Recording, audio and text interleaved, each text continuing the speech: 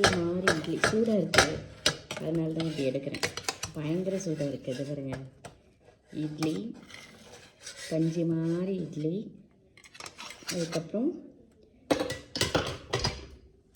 வேர்க்கடலை சட்னி செம்ம டேஸ்ட்டாக இருக்கும்.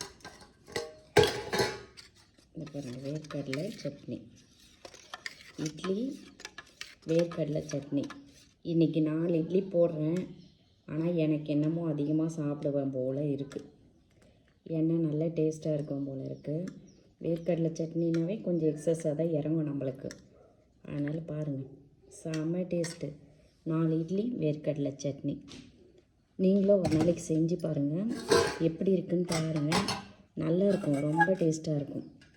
நீங்கள் செஞ்சு சாப்பிட்டு பாருங்கள். அதுக்கப்புறம் டெய்லி நீங்கள் செஞ்சு சாப்பிடுவீங்க.